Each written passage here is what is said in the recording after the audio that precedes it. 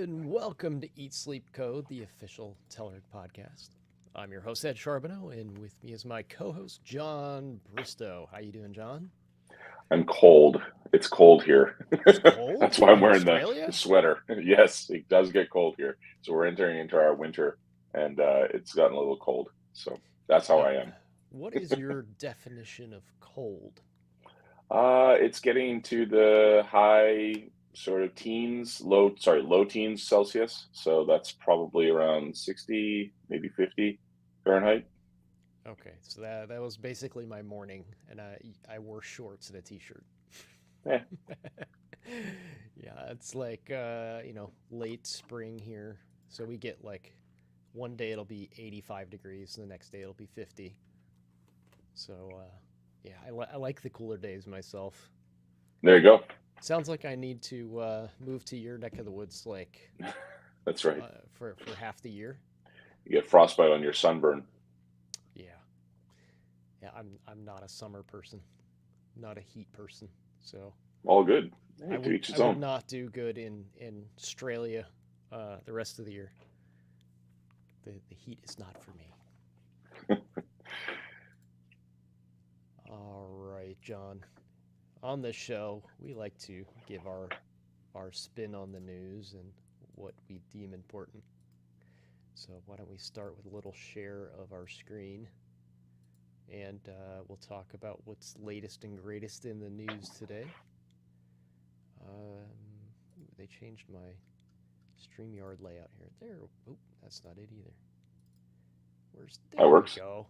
There we go. Yeah. That gets our big mugs off the main page. I saw this come across. Okay, Epic Games flying up on the screen. There we go. I saw this come across the wire a short time ago. Blue Sky social network. Have you gotten on that yet, John? No, I saw the hype train around it, and I was like, I'll wait. I've been waiting for another social network to come around. Sure. Not a big fan of Twitter. Haven't been on there for about I want to say 6 to 8 months now. Um, it's been kind of like silently waiting for something.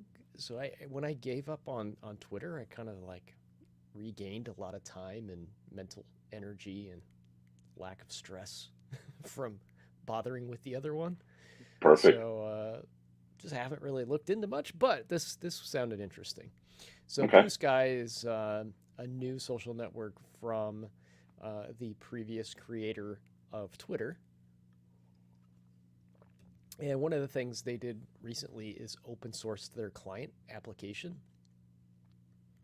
So this is kind of a new thing for this type of social network. I guess you could say Mastodon is open source, but there isn't really a dedicated client for that. There's a couple like homebrew or small independent startup type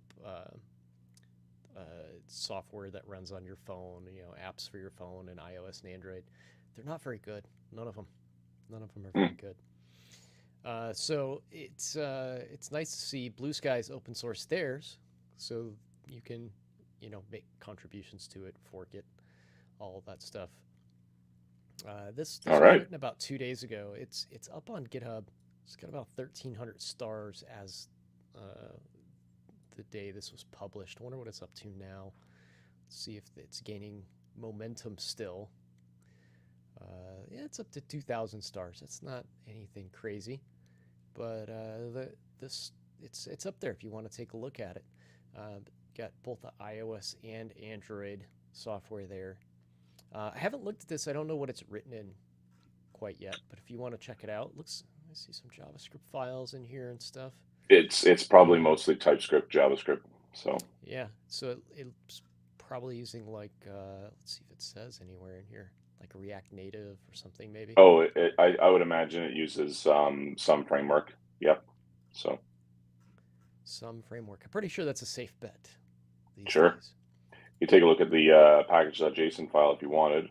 So, here's your. I'm looking at. I'm thinking React Native because I just saw Yeah, some it looks. TSX. Yeah, yeah. It's definitely some form of React. Probably React Native. So if you want to check it out, it's up there on, yeah, there it is, React Native. So they're using React Native. If you want to check it out, make some contributions, just see how it was written. Mm. Go up on GitHub. It's under Blue Sky Social App. You can check that out. Or uh, what's even better, just file issues. If you have problems with it, you can openly file issues against it. So that's nice as well. Awesome. So looking forward to something new coming out of social networking. We'll see. But open sourcing your software is a good start. Speaking of social networks, John, it's a good old friend of ours. Burke. You probably know this guy, right? Yeah. Good old Burke Holland. He's been at the social networking for 100 days straight. So for or weeks, 100 straight weeks of posting content on Visual Studio Code productivity. Mm-hmm. So if you're not following Burke, he's up on VS Code TikTok and the YouTube Shorts channel. And he's got a lot of really good productivity things. And these are like, bite-size help segments that he runs on their social networks. And, subscribe to those so you can get something actually usable in your feed, not just the usual, I can't say the word, the negative posting that you normally see, the Right. doom scrolling that you go through. Mm-hmm. But there's lots of good stuff up there on Burke's. It's actually the official Visual Studio Code and YouTube short channels, but it's Burke that's Yeah. pushing that content through, and it's Yeah, they've been doing quite a bit of they've been doing a content. great job of posting content. So they've done virtual days. They've done a whole bunch of they have a whole bunch of shows that they publish. They do a lot of live content, both on TikTok and on YouTube. And so if you're looking for kind of tips and tricks on those sorts of things, either follow the VS Code channel on TikTok or on YouTube, and you'll get a daily um, smattering of tips and tricks and all that sort of stuff. So Burke does a lot of these. Hmm. I like Burke's style. He's pretty funny and Yeah, he's entertaining, right? casual. Yeah, he's casual and does a really good job of them. Yeah, you've got topics on like AI and GitHub branches and all sorts of stuff just that you Hmm. can manage right out of Visual Studio Code. Yep.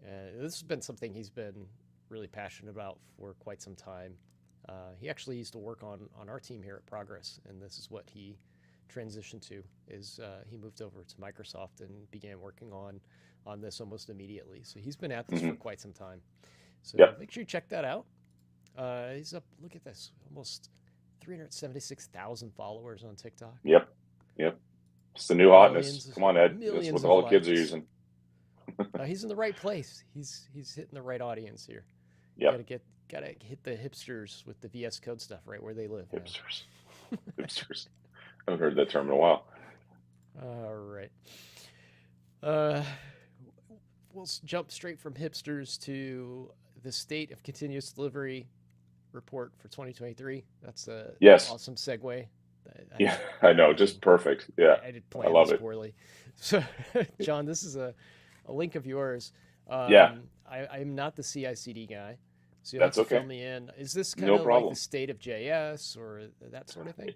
It's similar to that. So this is a report that was been written by Slash Data, which is a company that does a bunch of trend analysis with developers. It's been published under the CD Foundation. The CD Foundation is a collection of projects, open source companies, companies that are privately held, etc., ones that are publicly held, etc. And there goes Ed. That's okay. I'll keep talking.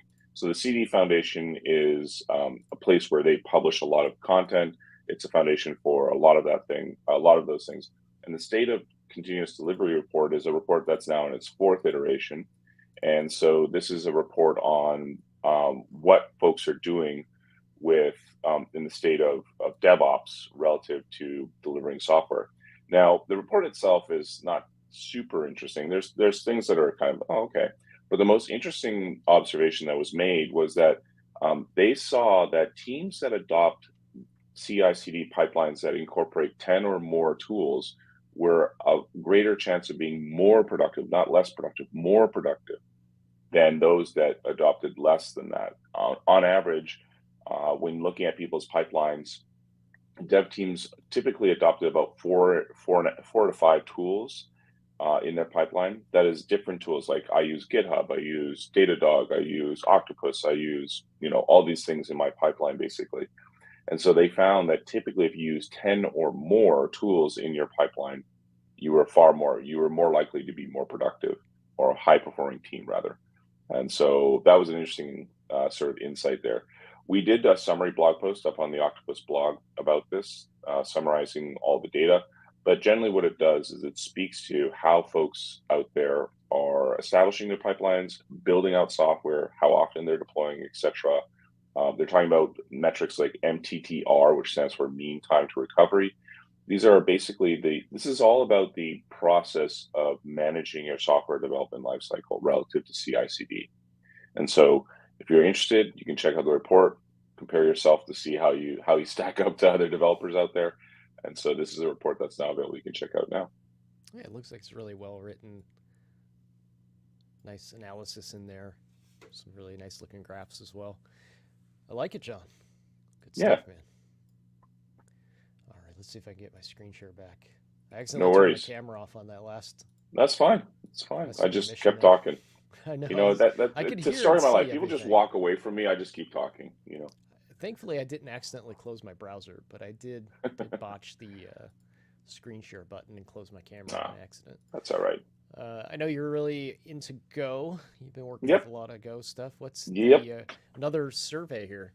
Go Yes, I Developer know. Survey Sorry. It's surveys. 2023. I know it's report and survey time. It's that It's time that of the time of year. year. Exactly. So the Go team publishes a developer survey every quarter, and this is the latest one they have for 2023 Q1. The key findings, which you see listed there, basically don't do anything like there's nothing like whoa out of this report, other than the fact that error handling and learning are respondents' top challenges, which is that second bullet point there.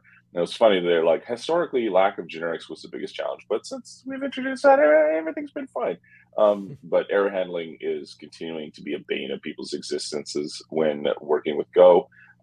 There are resources to help you with these sorts of things. So there's, for those who don't know, on the Go website, there's the effective Go guide, which is it's like the Bible of how to write really good Go code. But this report basically summarizes what people in the Go community are feeling, how they're working with Go, the language. There's a lot of new developers in this audience, which is great to see. You're seeing a lot of attraction from new folks who are new to the language, etc. And so, reports like this are great. I think, it's good to know what the state of the community is doing. And so this is just, generally speaking, the state of the Go community is very strong. Nice. Yeah, these are always really helpful. I like state of JS and state of what's the other CSS. That's another good one. It lets what features are up and coming or popular, what frameworks are up and coming, popular, that sort of thing. Helps you kind of identify where your skills need to go if you're lacking in some place. You can maybe you need to pick up some new features and try them out, incorporate those into your code base, that sort of thing. These are always really great learning resources, if anything. I've sent you. You mentioned the state of CSS report. I put a link in the private chat there. This is the latest thing that I saw around CSS, which made me chuckle a little bit. This is the world's best CSS developer trophy. Nice. I thought this was very good. This is a 3D printing. What do you call it? Mesh or whatever they're called. You can download and print this out. Yep. I love it. That's perfect. Yep.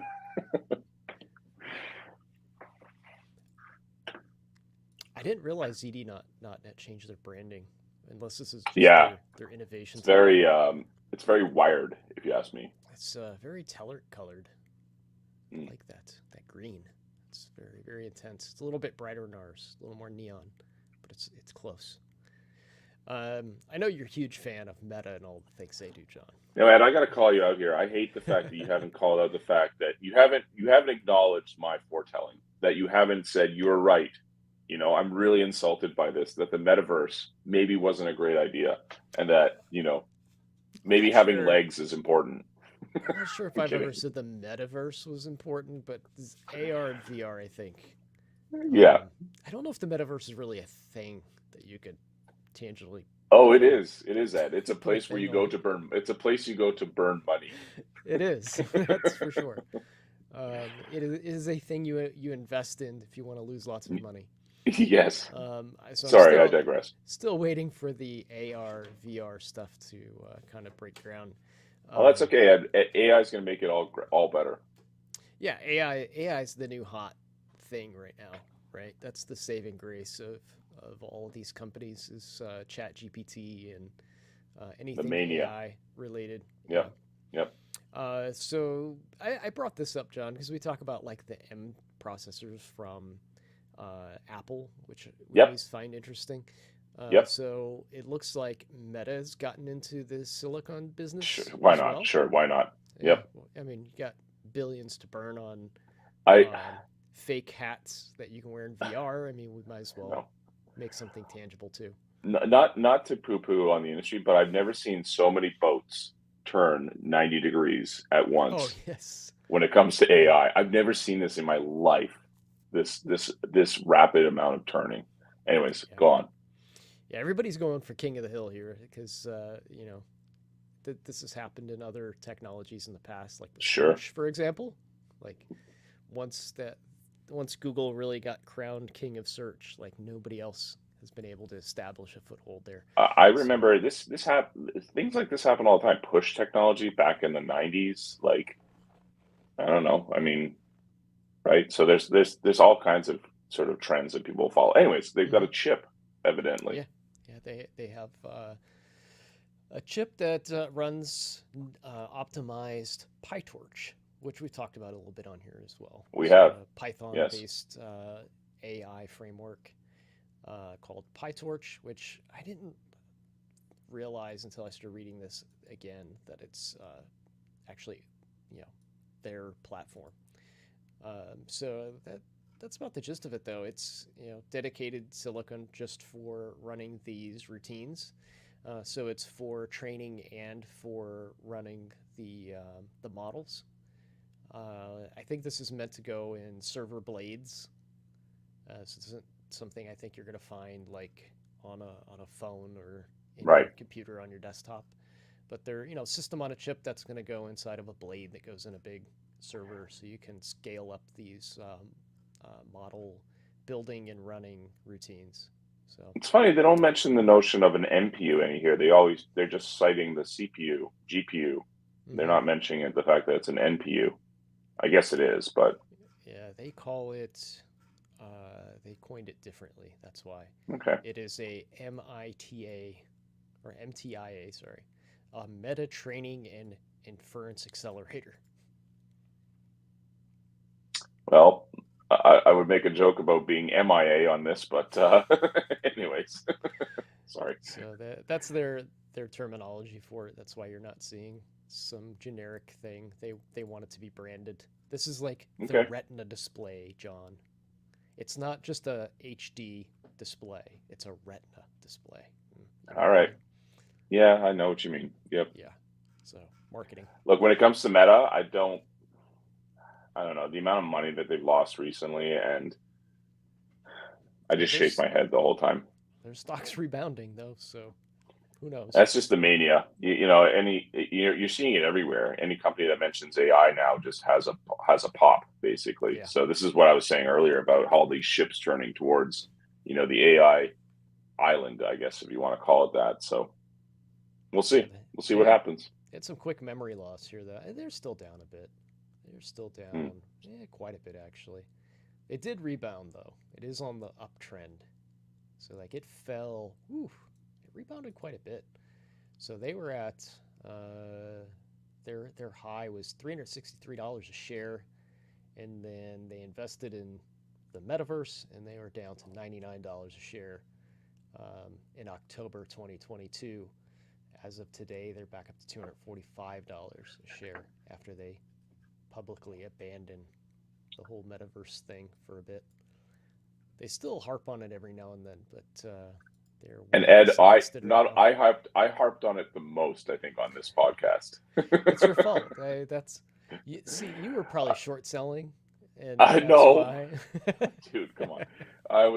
I just thought it was. I just couldn't see it. I never, I like it. I'm just like, I was like the whole time. I'm like, why? Why is this a thing?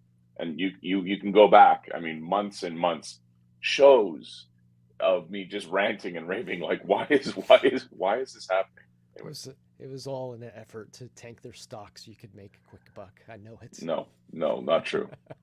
I wish I had that amount of power. I don't have anything close to anything remotely anything like that. So So speaking of machine learning, so whether you're Meta and doing your ML on the MTIA processor, or your Microsoft and you've got some really neat tools that people can use.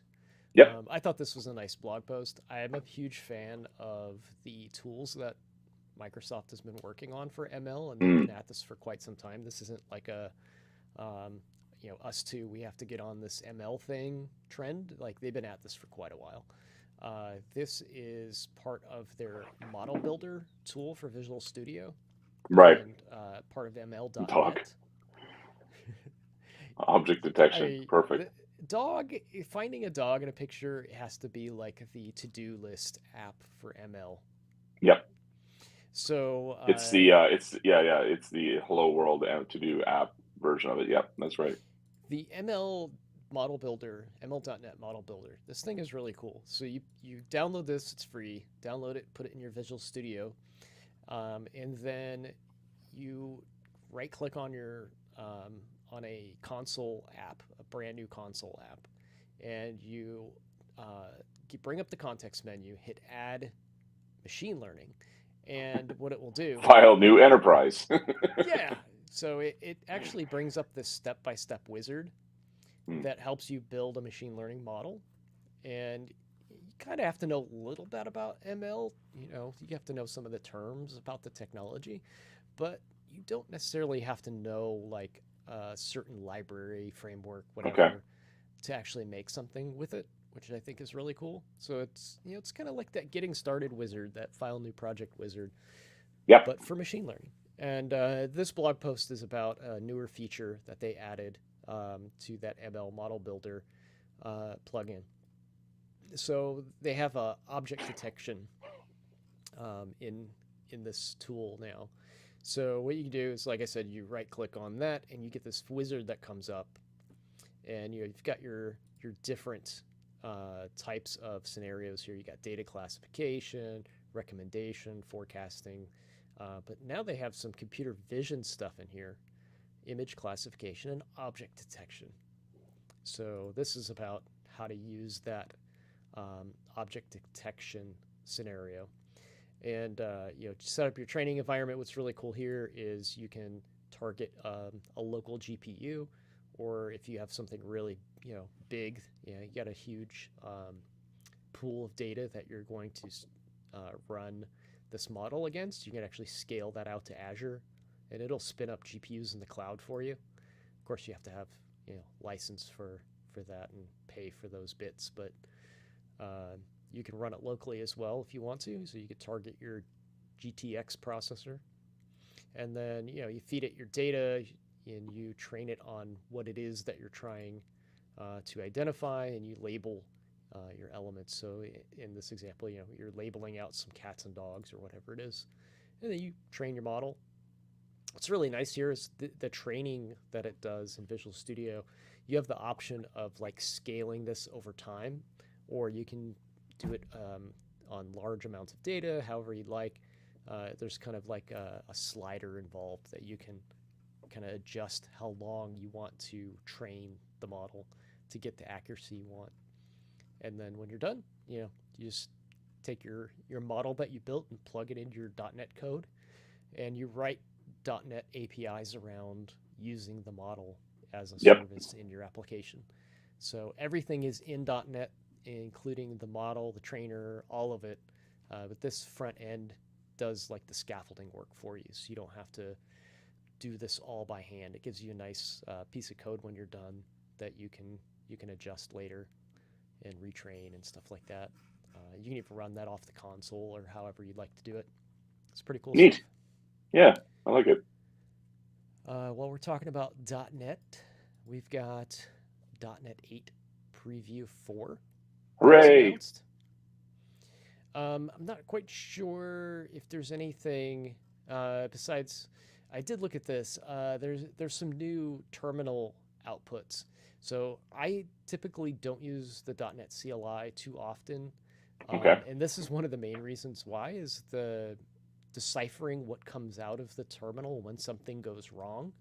Um, they they say it very nicely here is often a Yes. wall of text, and it's hard to see what's what. So they improved the output of what comes out of the command line. There's some nice color highlighting, and then success and fail statuses are more prominent, and you can toggle these things as well. In case you have some kind of automation running, you don't really need to see this stuff. You can turn it off and so on.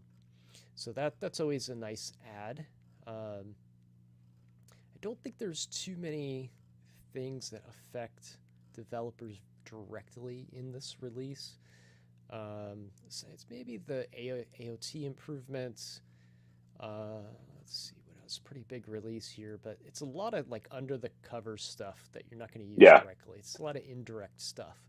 We've been So talking we've been talking about all the performance to processing JSON. So system.text.json, especially around streaming context, huge improvements there. I think that's super important, especially when talking about APIs, which tends to use JSON quite a bit. So I think that's the big one that for me that I've seen. yeah, so the real interesting stuff, and not that this isn't interesting, but this tangible stuff that you're gonna be able to put your hands on and try out yourself, Yep. came in the ASP.NET Core update for Preview 4. So there's actually quite a few Blazor things that are in production, and they're publishing those out in Preview 4 already. Um, from what I read in this post, some of these things are not feature complete, so Mm, use them with caution.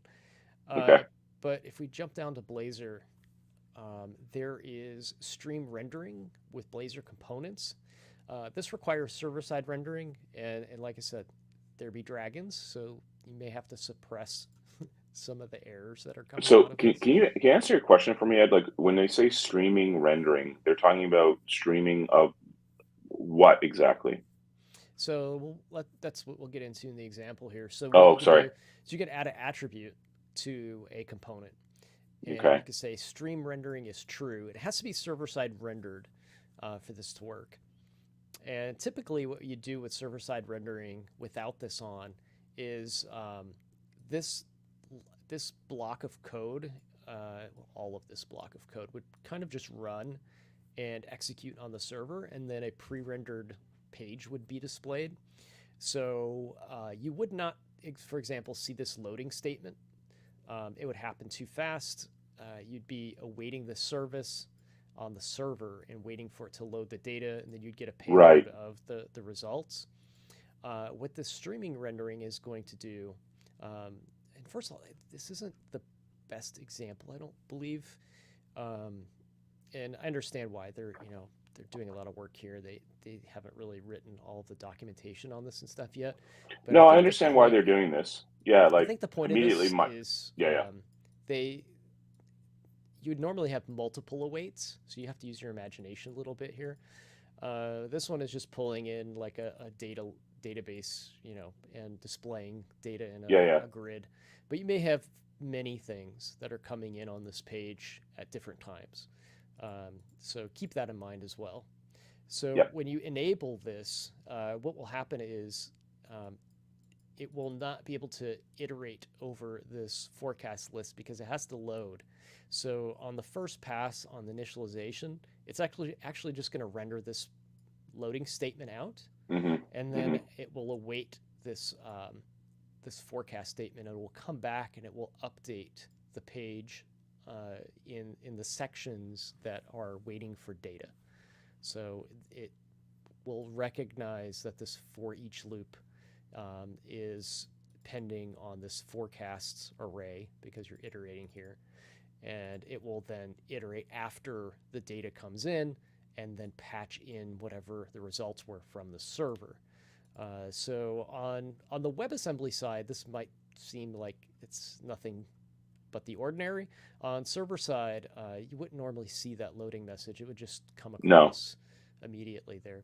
But what's really cool is, like I said, if you have multiple awaits, maybe you have this data grid and there's like a, like a chart on the other side or some other related data on the page, and they all have different databases they need to touch or services they need to interact with.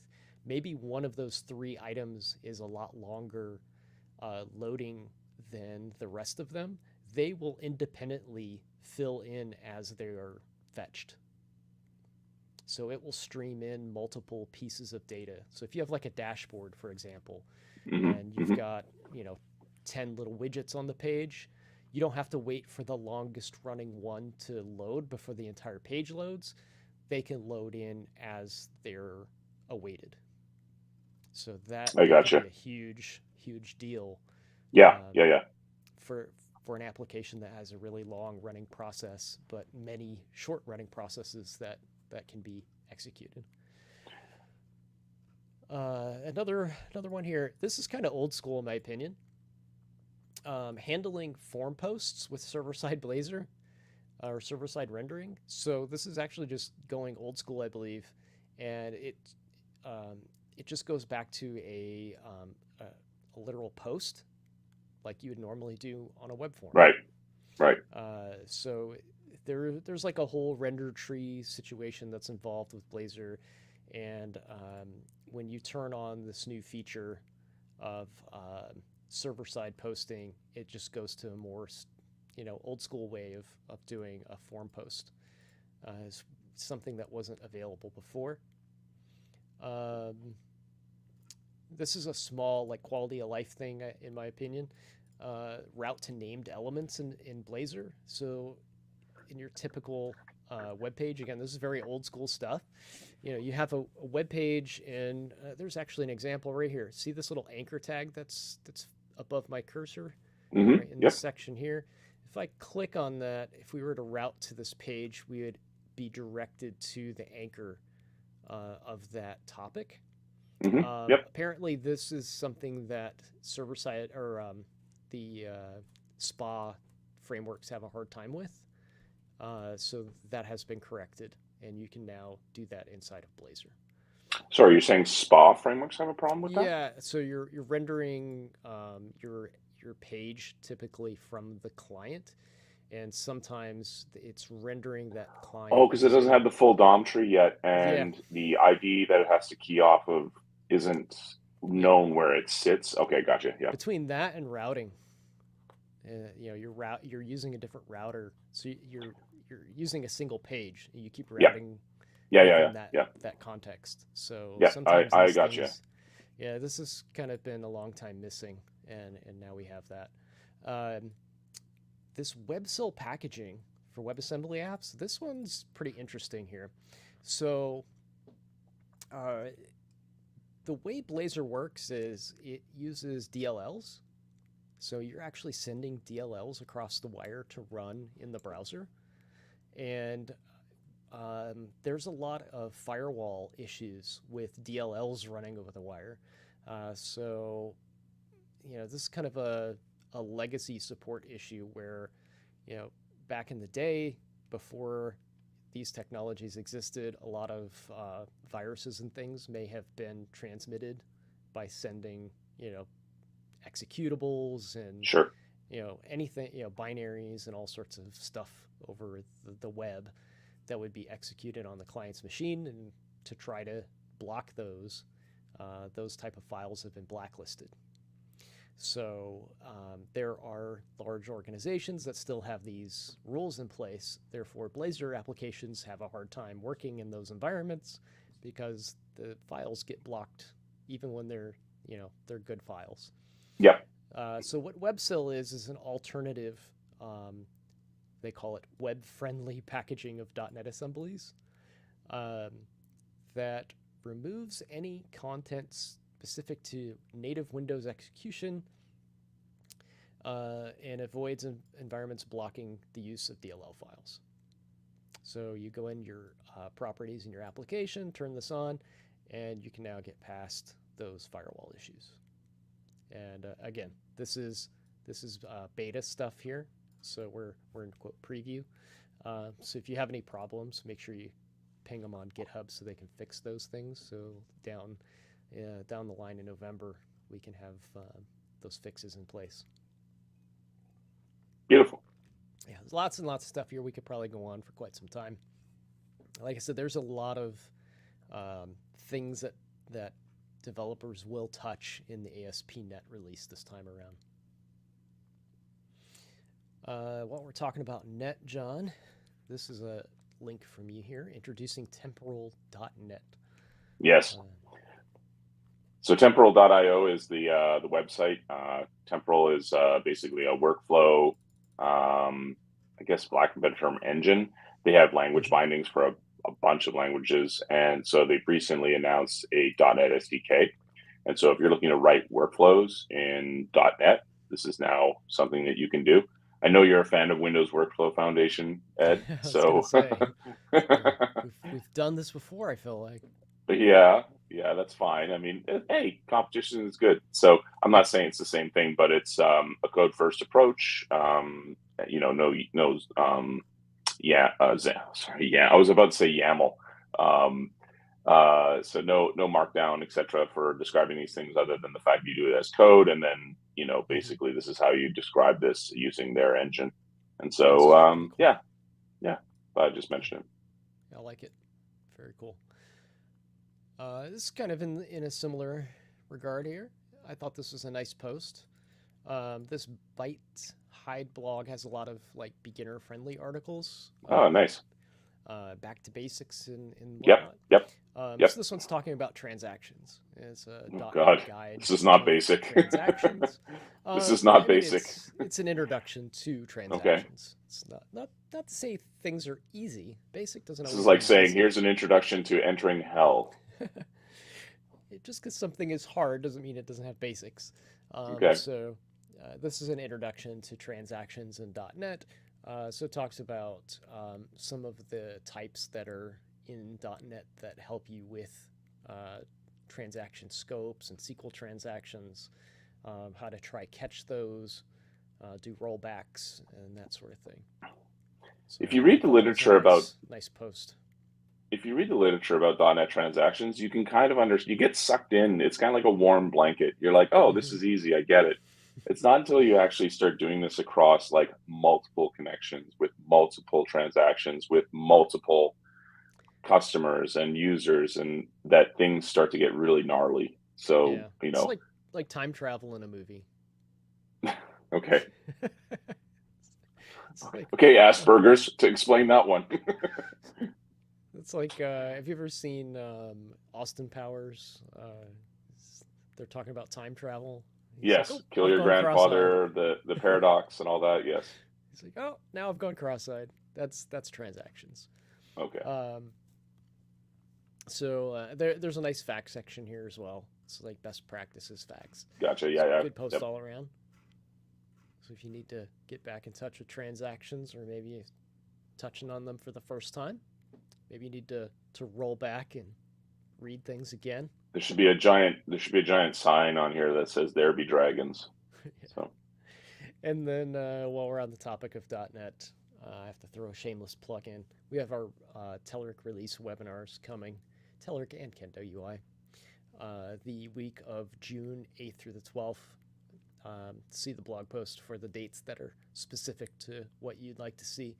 Lovely. But we've got integration with .NET 8 previews, so you get those performance bonuses from those frameworks being updated. We've got cross-platform with Maui. So there's a lot of new stuff coming for the Maui platform in here as well. So Sam will be very busy during this webinar. We've got all the Kendo UI stuff as well, Fiddler tools, JustMock, beautiful, your productivity tools. And of course, we'll be on Twitch. Talk about all this I could talk a little bit about Fiddler. I've been using Fiddler quite a bit lately, and I'm really enjoying the latest improvements there. So awesome. I'll be looking forward to that. Yeah, if you wanna come on one of our live streams, let us know, John. I'm just saying, in general, I could prop it up. We can talk to Eve. I'm sure she'd be happy to have you. But that's all I've got for today, John. Awesome. Anything else from you? Same thing on our end. We're publishing a bunch of content as well. We've got webinars that are dropping soonish, and yeah, just go to octopus.com if you're interested. Well, we have a new webpage. It's all nice and dark. Yeah, Look at the permanent dark mode. animation. It's not in VR yet. What's going on, John? Yeah, this is what I like to call the this is the have you ever watched Bugs Bunny where they put things in the Acme machine and they go dun dun dun dun dun dun dun, dun and it just kind of spits out, the thing at the end? That's kind of what we do. All right, we're gonna start digging through your code here, John. Oh, good. Yeah, Oh, this is perfect. cool. It's so this is a what is it called? SVG. Vector Yes. graphic. Yeah. Yes. Nice. I like it. Yeah, Looks I like very it. sharp. It does. Our design team really hit a home run with this one, I thought. Yeah, except those look like buttons. I'm gonna throw my one complaint. Okay, fine, Those fine. look like buttons. I want to click those and I can't. Ed, there's no satisfying you. You always have to nitpick, Those are buttons. Okay, that's Yes, they are buttons, Ed. not Congratulations. a button. Not a button. Perfect. All right, I quit giving you a hard time. Thanks again for joining me, John, and Yeah. all of the folks that are silently watching and not leaving comments in our chat. I know you're there, though. I can see you. We're glad to have you.